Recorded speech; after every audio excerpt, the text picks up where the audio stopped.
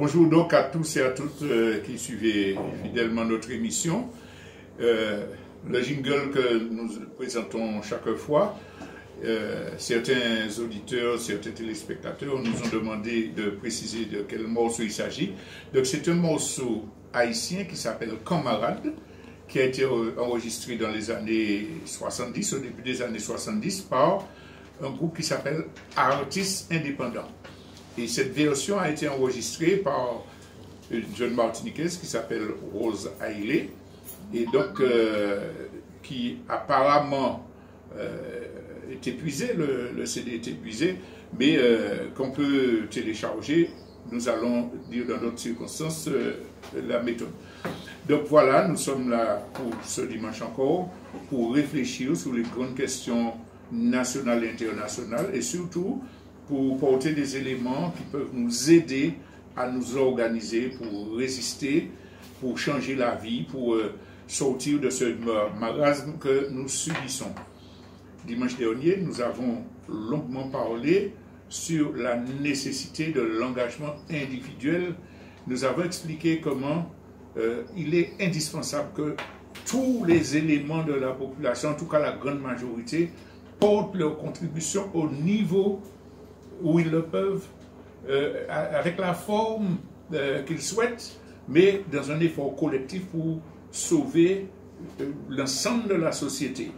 Nous avions insisté sur le fait que ce n'est pas facile et que beaucoup de gens ont des blocages liés à leurs difficultés personnelles, au traumatisme qu'ils ont pu subir, mais qu'il existait un formidable espoir de réagir et de participer à ce grand mouvement. Et puis, nous avions annoncé qu'aujourd'hui, nous allions essayer de parler plus précisément des actions pratiques que nous pouvons faire individuellement ou collectivement pour améliorer notre vie. Nous ne pouvons pas commencer l'émission sans prendre en compte les événements qui se sont déroulés au niveau international et au niveau national pour montrer qu'il y a vraiment une urgence. Commençons par le national, par la Martinique. Il y a eu le procès de la honte qui s'est tenu le 27. On s'attendait un peu à la position répressive du tribunal et de l'État français, mais cela a été confirmé.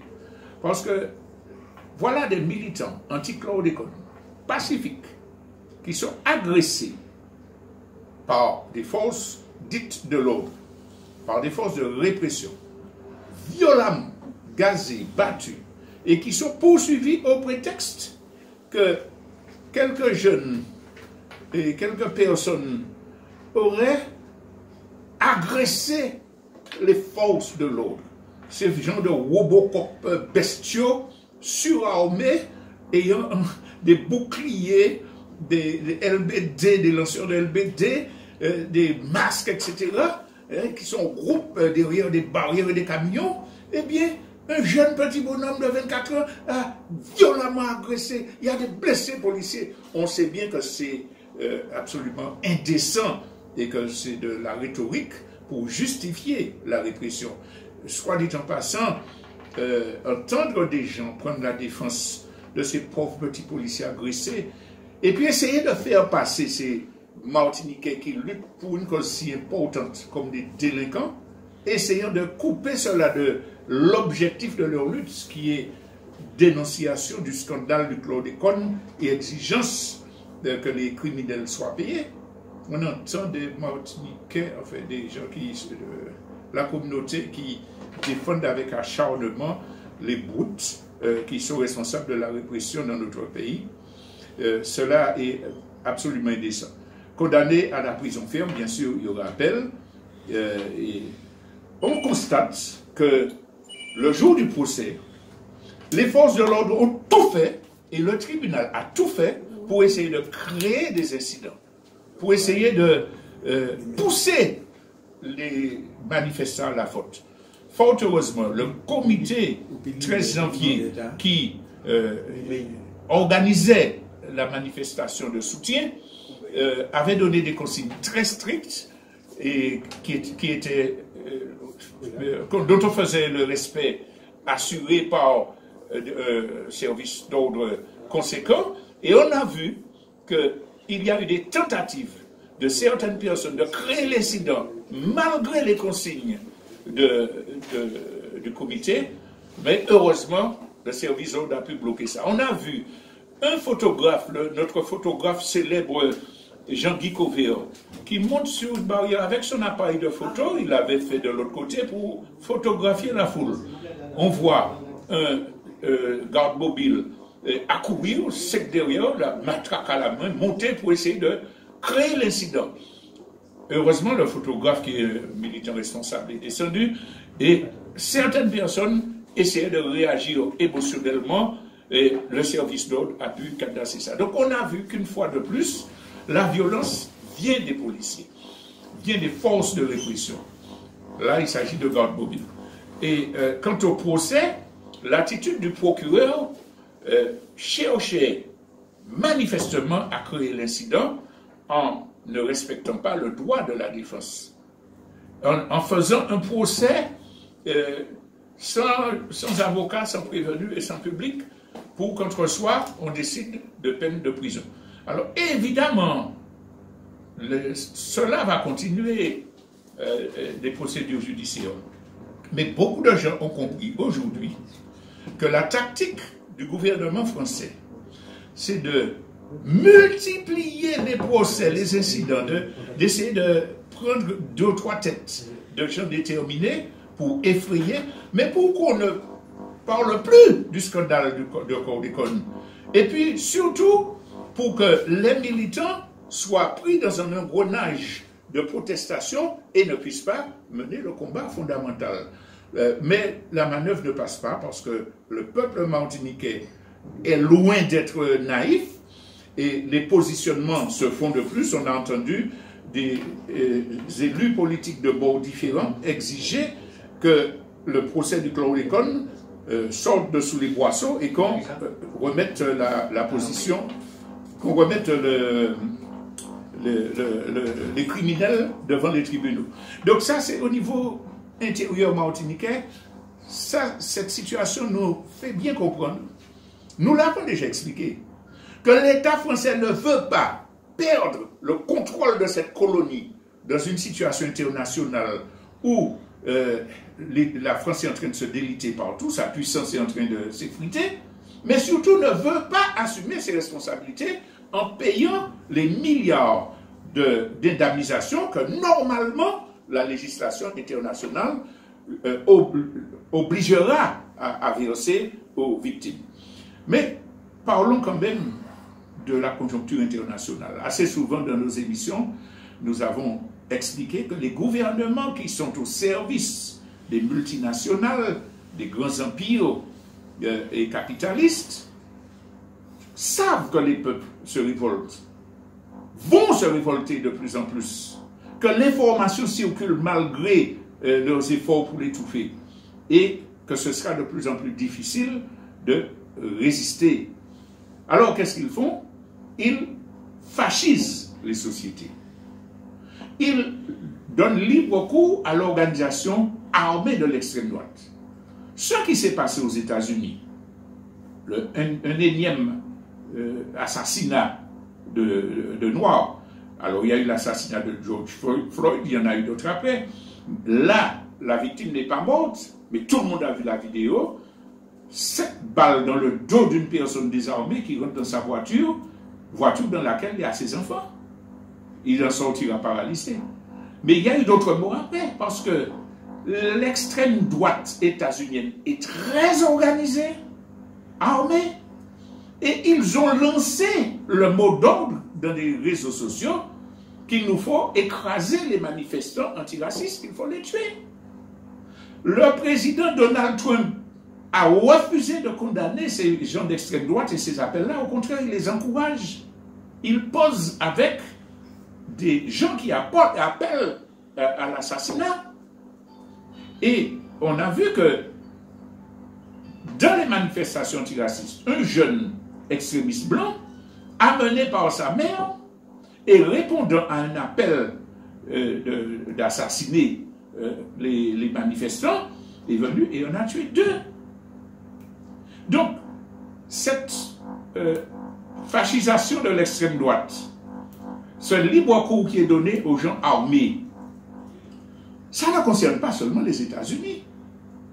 L'extrême droite se prépare à noyer dans le sang les mouvements populaires. Hier, il y avait une manifestation des gens qui refusent les mesures du gouvernement allemand sur le Covid. On y reviendra. Mais après les autres qui ont suivi cette manifestation, des militants d'extrême droite avec leur drapeau nazi ont essayé d'entrer dans le Parlement allemand, de Reichstag. Ça veut dire qu'ils sont en position de passer à l'offensive. Il y a quelques années, on n'en parle peut-être pas du tout, on a découvert un complot d'extrême droite qui voulait faire un coup d'État en Belgique avec des gens de l'armée, avec des gens de la police à la tête. Vous pouvez aller vérifier risque de coup d'État en Belgique dans les moteurs de recherche. Ça, c'est la réalité. Et puis, les fascistes sont au créneau. On parle beaucoup de cette caricature faite, de ce dessin fait par Valeurs Actuelles, un journal d'extrême droite, qui vous représentait une députée noire de la Française soumise comme une esclave. Tout le monde dénonce. Mais le responsable n'est pas traîné devant les tribunaux par le procureur et l'État. La députée dit qu'elle envisage cela.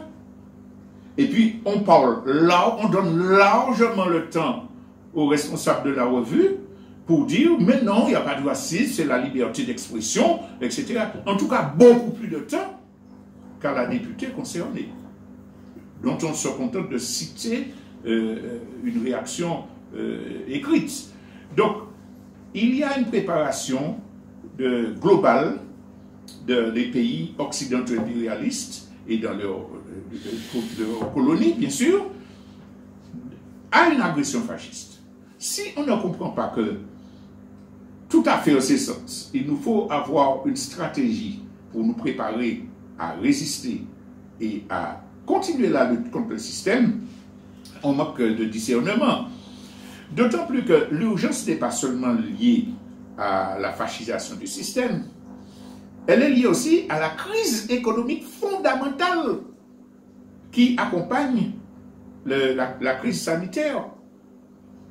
Les milliers, en Martinique on parle de 10 000, mais les milliers, les dizaines de milliers d'entreprises dans les pays capitalistes qui vont couler à cause des mesures prises par le gouvernement, eh bien cela a un impact désastreux sur les conditions de vie, sur le niveau de vie des populations. Il y a derrière cette affaire-là un plan des multinationales. Parce qu'elles profitent de la crise pour concentrer tous les leviers de l'économie entre les mains de quelques grandes sociétés qui vont recevoir 7 milliards à cause des difficultés, quand d'autres petites entreprises n'auront rien, ou bien des prêts ou des remises d'impôts qui ne vont pas changer leur situation.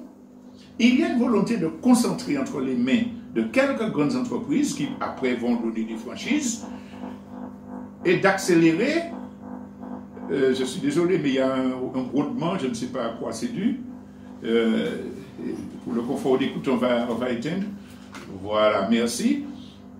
1000 excuses pour ce petit contretemps. Est-ce que c'est réglé? Voilà, c'est réglé. Désolé. Donc, il y a bien un plan des multinationales pour pouvoir concentrer l'économie entre les mains de minorités de façon à résister à la crise du système qui continue à s'affirmer. On a parlé des effets que cela aura sur les conditions de vie. Mais d'autre part, il faut préciser que le point dont nous parlions concernant la fascisation de la société se retrouve dans l'interprétation des mesures prises par les gouvernements pour lutter contre le coronavirus. Il y a vraiment une volonté d'effrayer la population, de culpabiliser les gens qui n'acceptent pas les dictats du gouvernement pour pouvoir cadenasser la société. Vous imaginez qu'un travailleur dans un commerce est sur son lieu de travail, que toute la journée, il est obligé de porter un masque et qu'à un moment, il baisse pour pouvoir respirer, que 2 gendarmes montrent, la vidéo a fait Flores, le malmène menotte au point parce que son masque est sous son nez et il explique, mais je suis là toute la journée, je suis au travail, etc. Cette brutalité, cette bestialité dont font preuve les forces de l'ordre va se répand. Mais réfléchissons. Chacune d'entre nous est concernée. Est-ce que le seul d'entre nous ne va pas baisser son masque à un moment donné? Ne va pas oublier son masque? Alors aujourd'hui, dans la société française, n'importe quel gendarme a le droit de me verbaliser, de me violenter, parce que je baisse mon masque ou j'ai oublié mon masque. Je peux aller devant des tribunaux pour ça. Qui parmi nous est à l'abri de cette affaire? On a vu qu'après les mesures prises soi-disant pour lutter contre le terrorisme, viennent d'autres mesures qui donnent des droits exorbitants à des forces de l'ordre sur chacun de nous comme individus. Et en plus, on nous impose un style de vie sur des bases mensongères. Il y a des fake news qui circulent. Il y a des gens qui extrapolent, qui disent que dans les vaccins qu'on prépare, il y a des produits pour tuer des gens, etc. Ne relayons pas ça, puisque nous n'avons pas de certitude, et vraisemblablement, il y a des fake news qui se glissent dans l'affaire. Mais quand même, nous avons un cerveau qui nous permet de réfléchir. Pourquoi nous martèle-t-on avec le nombre de personnes révélées positives pour dire qu'on est en situation rouge, donc il faut serrer la vis, alors qu'on ne rappelle pas à chaque émission le taux de morbidité du Covid-19. Oui, d'accord, il y a extension, il y a beaucoup de gens. Quel pourcentage de morts est dû au Covid-virus? Le taux de morbidité est inférieur à celui de la grippe. Sur ceux qui sont atteints et qui vont en respiratoire, quel taux de guérison? Donc, on effraie la population comme on utilisait la peur de l'homme au Moyen-Âge pour justifier des mesures fascistes. Et pourquoi on applique cela? On a parlé de la mainmise de l'économie, mais pour servir les lobbies de la pharmacie et des laboratoires. Parce qu'il y a des remèdes qui peuvent améliorer la situation, on les discrédite. Il y a des expériences qui sont faites dans des pays dits sous-développés, en Afrique, etc., ou en Asie, qui montrent que les gouvernements, sans vaccin, arrivent à juguler l'épidémie. Pourquoi lutter contre ces formes de médicamentation-là? C'est tout simplement pour attendre un vaccin qu'on pourra vendre cher. ou même si l'État rembourse les gens qui se font vacciner, c'est avec nos fonds publics, avec l'argent de nos impôts, qui ira grossir les vendeurs de laboratoires. Et comme il s'agit de défendre leurs laboratoires occidentaux, on discrédite les vaccins qui sont déjà plus avancés en Russie ou à Cuba. On n'en parle absolument pas. Et donc, qui pourrait nous donner une garantie que la crise soit jugulée. Donc, on utilise cette crise-là, et c'est normal que les gens éclairés, que les gens qui ont accès à l'information disent « nous pas d'accord avec les mesures du gouvernement ». C'est pour ça qu'il y a des dizaines de milliers de gens qui refusent les mesures gouvernementales. Alors, ah oui, ils ne sont pas sérieux, ils veulent tuer la population, ils mettent la vie d'un peu par en danger, etc. Donc on les culpabilise, mais comme les gens savent que ce ne sont pas les bonnes solutions qui leur sont proposées, qu'on est fatigué de leur mentir, ben, elles luttent et elles refusent les mesures gouvernementales. Mais je tiens à faire un parallèle avec la question du sida. Quand le sida est apparu comme épidémie mondiale, etc., vous vous souvenez de la peur panique qui s'est emparée des gens? Pourquoi le gouvernement n'a pas pris de mesures plus sévères? Puisque la propagation, c'était par relation sexuelle. Eh bien, il aurait dû dire, nous interdisons à tout être humain d'avoir des relations sexuelles. C'est un peu dans la logique des mesures prises pour le coronavirus. Mais il ne pouvait pas le faire. Mais qui a apporté réponse aux questions du sida? Ce n'est pas principalement le gouvernement. Ce ne sont pas principalement les gouvernements. C'est la solidarité populaire qui a organisé des télétons, etc. Bien sûr, les médias ont servi de relais, etc. Mais ce sont surtout des organisations de victimes, des organisations d'homosexuels dont les reins étaient touchés, etc., qui ont organisé des campagnes. Et finalement, on a vu que l'information et la responsabilisation citoyenne a permis des avancées sans qu'on ne mette la société sous une coupe fasciste. Mais rappelons la campagne qui avait été faite contre Cuba à ce moment-là. Parce que Cuba faisait médication, éducation, prévention et tout. Et au début de l'épidémie, les gens qui étaient atteints étaient envoyés dans un centre. Ils devaient s'engager sur l'honneur, quand ils avaient des possibilités de sortie, de ne pas fréquenter certains lieux. Que n'a-t-on pas dit?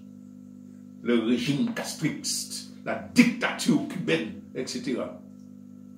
Alors qu'il y avait un plan d'ensemble et que, bon, au contraire, toute la population a participé à la résolution de la crise. Cette chose-là, parlons de confinement, parlons de dénonciation. Tu veux me souffler un mot? Vas-y, franchement. De mode d'autorisation de sortie. De mode d'autorisation de sortie, etc. Qu'est-ce que c'est? Mais là, c'est imposé à tout le monde sans distinction. J'ai 70 ans, je suis bien portant, je n'ai pas de maladie, mais comme j'ai 70 ans, le monsieur m'interdit de faire ce que je veux. Parce que je suis dans un âge où les statistiques montrent qu'on peut être... C'est de la dictature. Mais cette dictature-là, c'est pour justifier la plus grande dictature qu'ils sont en train d'organiser sur la société.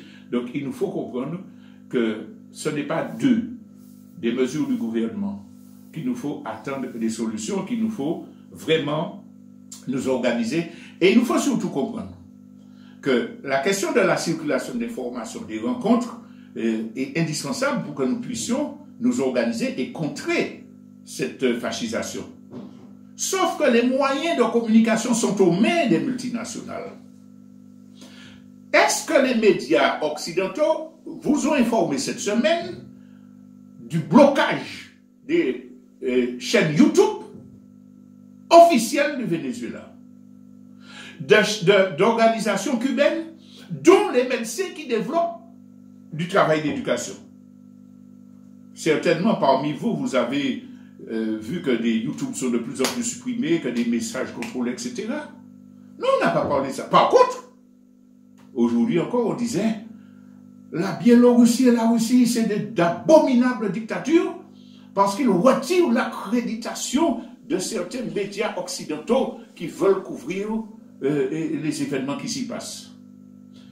Les journalistes qui disent ça, ne savent-ils pas que M. Macron refuse l'accréditation de RT ou de Sputnik, de tous ceux qui se passent à l'Élysée?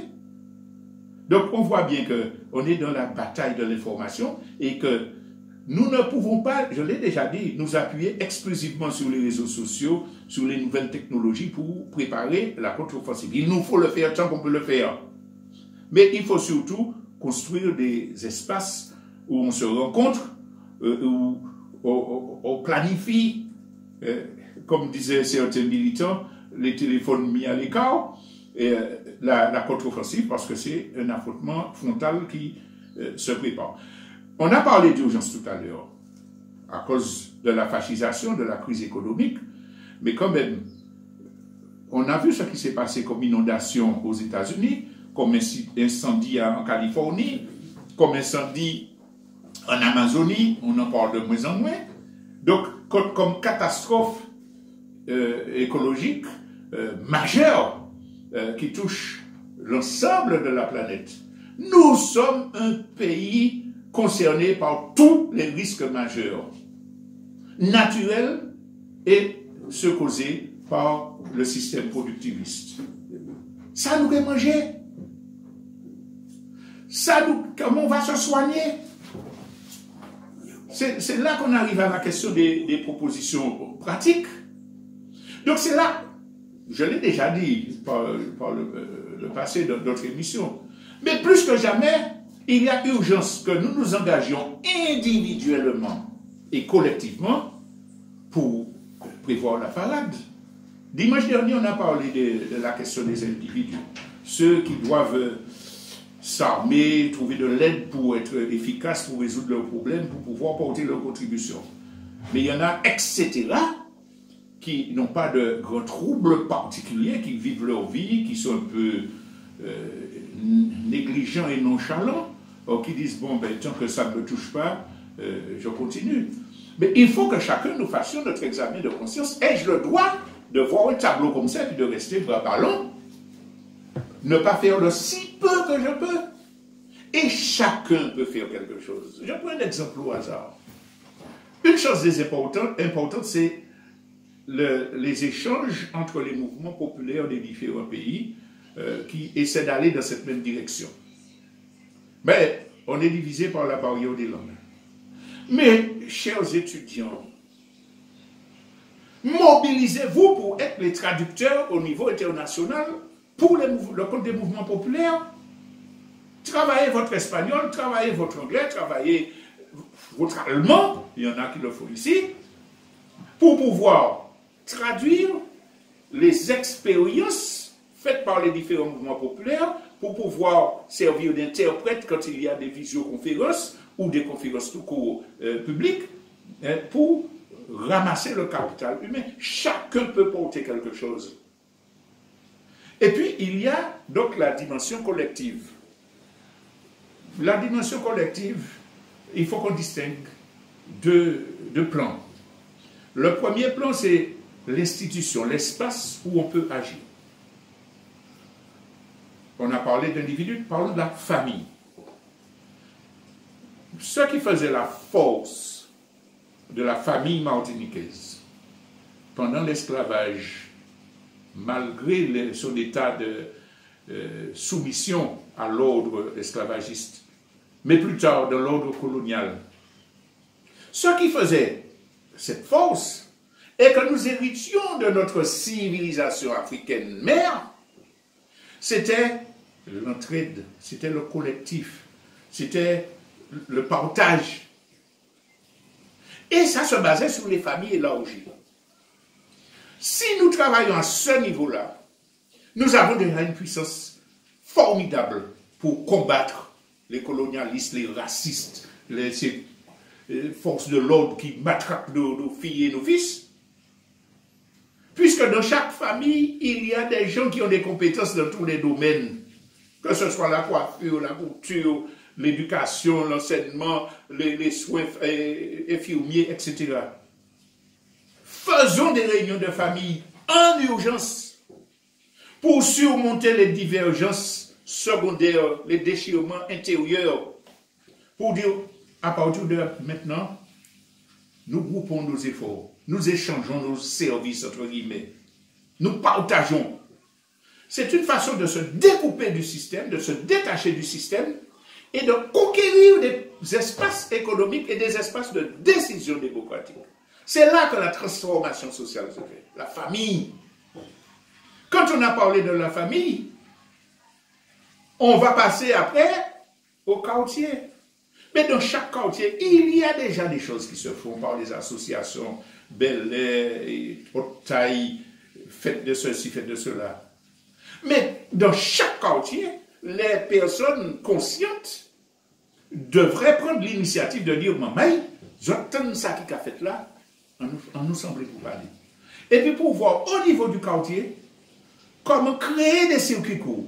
Et je ne sais pas ça bien, anti-maman qui a fait la couture là, eh bien c'est Kaili nous qui a fait uniforme l'école là. Je ne sais pas ça bien, c'est Kavandachine, c'est Kaili nous qui a fait. Vous voyez que d'abord on perd moins de temps, on perd moins d'argent, et puis on tisse les relations du quartier qui permettent de mieux lutter contre la délinquance, contre les déviances de certains inactifs, etc. Donc au niveau des quartiers, il faut faire ça. Au niveau de la commune, au niveau du pays, arrêtons de nous déchirer parce que des candidats aux élections ou des personnes en poste instrumentalisent les divisions populaires de façon à conserver des postes. Il y a qu'à faire ça, quittez le pays. Mais détachons-nous du système vicié de la représentation bourgeoise, électorale bourgeoise, ça qui bon qu'il travaille avec nous. Ça qui sincère qu'il travaille avec nous. Pour voir ensemble quel combat nous pouvons mener. Je dois saluer à ce propos les élus qui, de différents bords, se sont engagés pour soutenir la lutte du collectif des ouvriers agricoles, qui luttent pour avoir réparation de leur empoisonnement pour des meilleures retraites. Quelle plus belle chose. Quand on parle de « ouais, il faut que tout marche ensemble, il faut l'union nationale, il nous faut faire peuple ». Quelle plus belle chose. C'est ça ce qu'il nous faut faire. Mais pas seulement pour défendre des ouvriers agricoles, pour construire l'autosuffisance alimentaire. Si un élu, quel que soit son bord politique, refuse de s'engager à aider le développement de